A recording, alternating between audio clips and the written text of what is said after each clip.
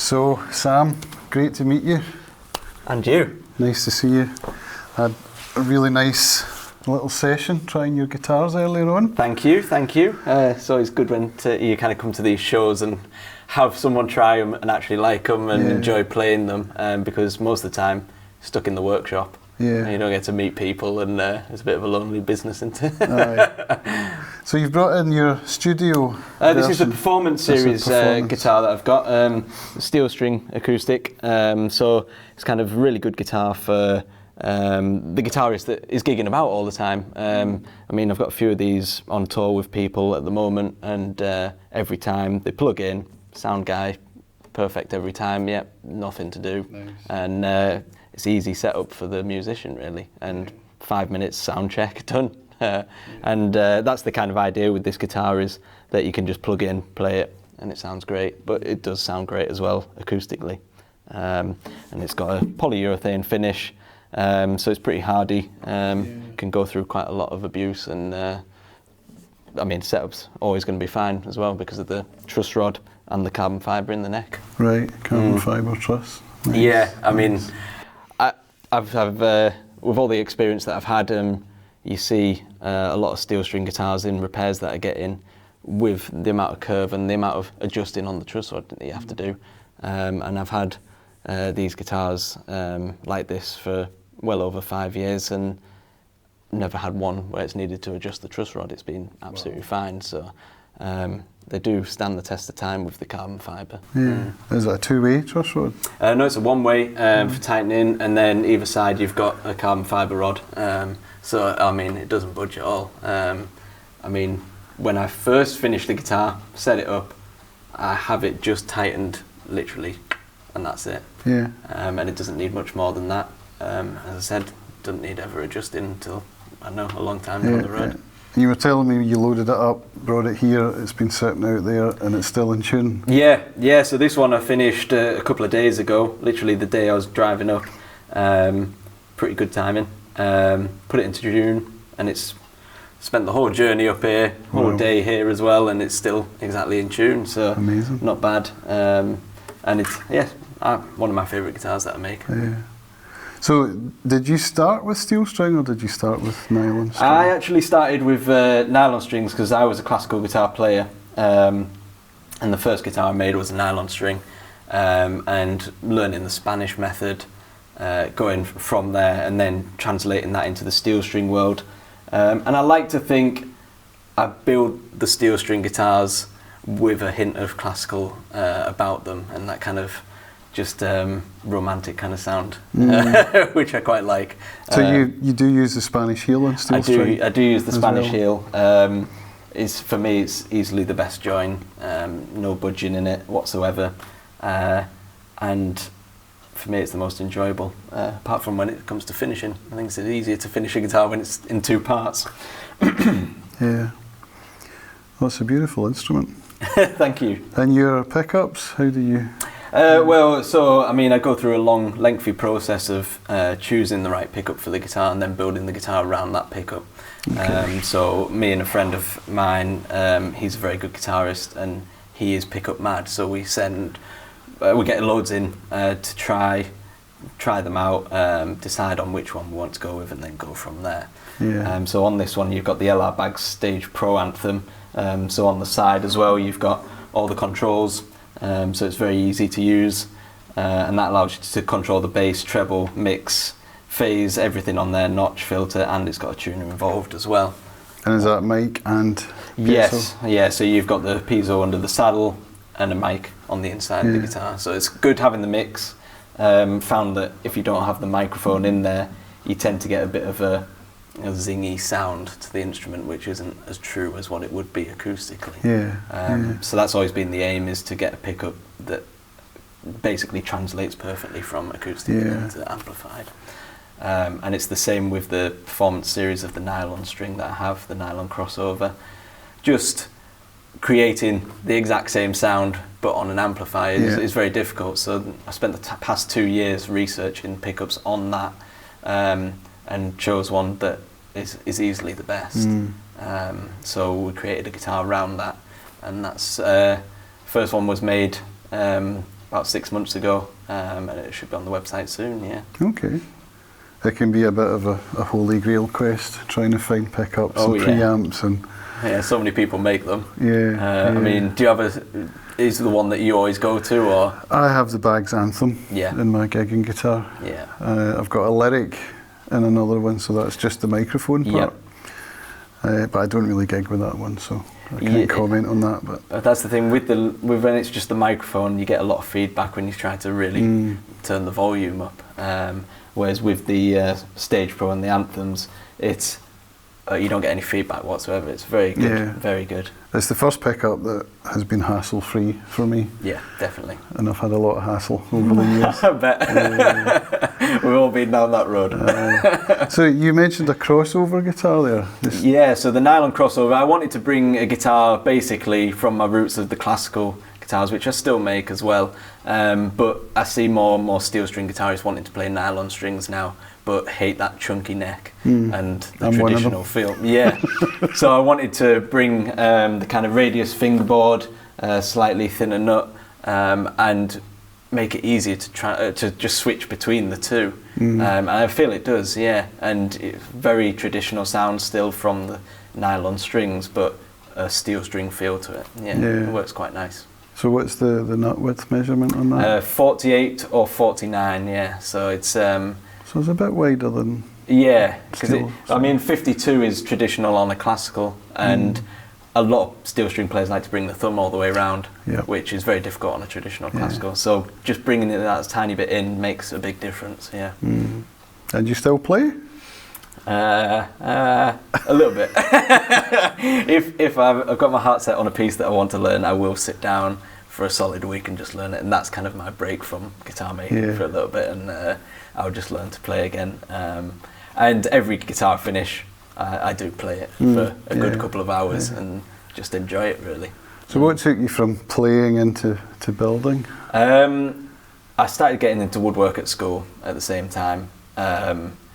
And my teacher actually had a half-built guitar and a fully built guitar, and I was like, oh, quite fancy that, and decided not to apply to university and just went and did a short course in guitar making in Totnes, and absolutely loved it. Just haven't stopped since. I tried other courses in furniture making and things like that, but I think the idea of making something that you can look at and feel, but also makes a sound is pretty amazing, really. And that's what drew me to it even more. Okay. And the shows, travelling around the country, visiting different trade shows and stuff. Yeah. Do you enjoy that? I do enjoy it actually. With the lockdowns, I soon realised how much I missed it, and as a business as well, how much I missed it, and meeting new customers. So this year, I said to myself at the start of the year, I said, anyone asks if I want to do a festival, I said, I'm going to do it. So I've done quite a lot this year, and I've kind of brought a few different varied guitars along with it, and the feedback's been very good, so and orders coming from that as well, so it's nice. I'm surprised I've never bumped into you. No, I don't venture up to Scotland too much. No. Yeah, I tend to do the ones down London way, down south as well, but sometimes do the big guitar weekend in Glasgow as well. Oh, okay. So you know Oscar Berman? I've not met him before actually. I thought he was meant to be here this time. I thought he was meant to be here as well. Maybe a story behind it, I don't want to speculate, but you know. Because he only came on my radar fairly recently when I saw a post on the, what's it called? Acoustic Soundboard UK. Right, okay, yeah. On there. And a friend of mine, he's the admin of the forum, Martin. I think he did the same course. Oscar must have done the same course as me in Totnes. So we've got a connection there, but never actually met. So it would be interesting to meet him. But yeah, I do that big guitar weekend one, and Alan Neve, who is here this weekend, he organised all of that, and that's predominantly classical, really. So enjoy that. It's a nice side of things, just doing a classical festival on its own. And Adrian, I saw you were having a wee blather with Adrian earlier. Yeah, Adrian Lucas. See him everywhere now, all these shows. And Adrian taught me at Newark for a year, so I picked up a lot of advice from him. I mean, I've been making over 12 years now, so it's This is quite a while ago, but we've been in touch ever since. And if you ever need a bit of advice, he's always on the end of the phone. So it is good having him here. Yeah, he's a kind of stalwart of the UK building Don't scene. tell him that. He'll be a bit depressed about that. I think I first met him in, it's probably 2005. Is that what it was? Yeah. At one of these gatherings at the RMMGA gathering I was telling you about.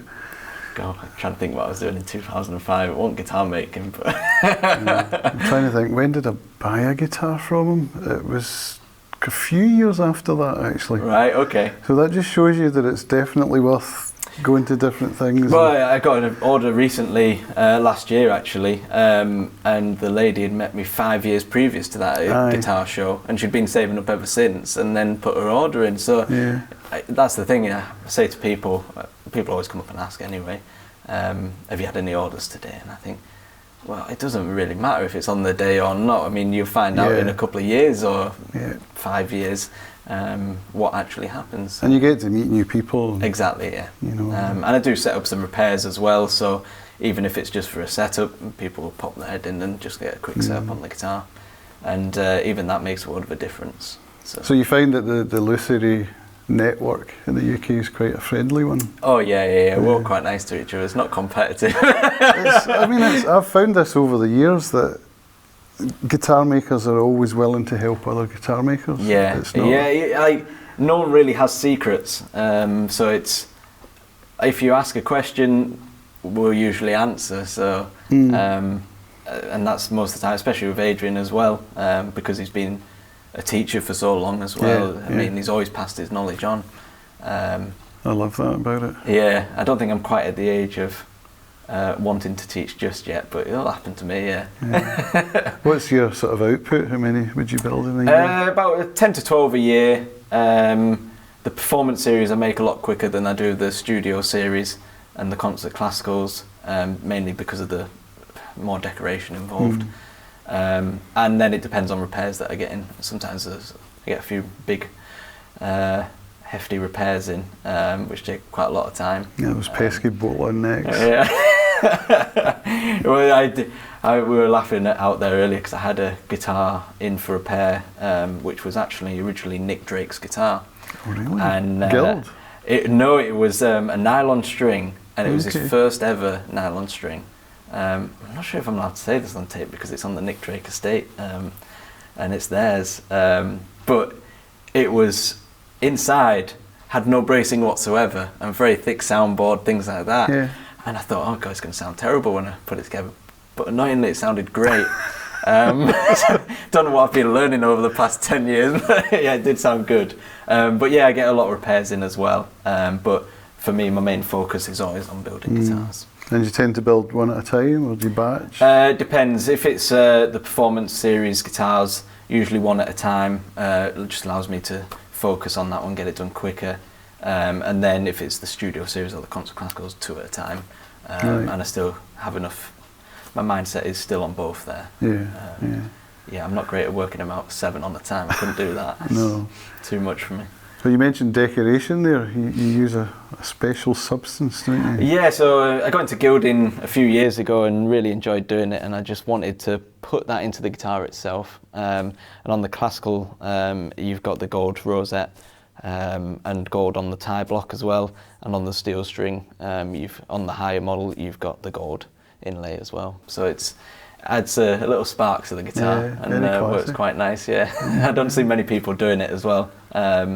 So wanted to incorporate it, and I feel like it's a little bit of a signature for my guitars, really. And would you say that your nylon or your steel strings, which ones outsell the others? It's very, very even. Is it really? Yeah, it is very even. So I've just finished the performance series here. The one I'm making at the moment is a concert classical. The one after that is another nylon, but the one after that is another performance series. So it's like very even, and that keeps my mind fresh as well. Otherwise, I get a little bit bored. So it's quite nice having the two to transfer between. Excellent. I love your headstock design. Thank you. Yeah, very simple. Simple, minimal, classy. And I don't like putting my name on things. I think that's probably my classical guitar background. So Yeah, you can usually tell by the headstock shape anyway if it's one of mine. Yeah. In fact, one of my guitars was on BBC on Glastonbury over the summer, and someone texted me and he said, "Oh, I recognise the headstock shape." I was like, "You've done well there. Yeah, it's not even got a name on it or anything." And he texted me straight away. And can you see who was playing it? It was Catherine Priddy. She's a folk guitarist based in Birmingham. I did watch her. It was one of the little sets, wasn't it? Yeah, and she's touring with John Smith in a couple of weeks, actually. Right. So they're worth going to see. But yeah, Catherine's great, so go check her out. I was quite blown away. I did check her out, which probably means I did see your website. Yeah. So, there you go. Yeah. So now it's all coming together. Excellent. Yeah, she's been touring it around for... she's had it a year now, and it's been out at gigs probably twice a week ever since, and it's doing great. So that's a performance. Yeah, it's the one exactly like this, but with the non-cutaway, and yeah, she loves it. Yeah. So I probably even mentioned it in my journal because I was watching all Glastonbury sets. Yeah. Just after they came on the iPlayer. Oh, brilliant. Oh, there we go. Yeah. Okay. That's really good. It's all come together. So it's been great to meet you, Sam. Thanks so much for sitting down. Thank you very much. Enjoyed our conversation. Cheers. I look forward to having another wee show at. Cheers. Thank you. See you later.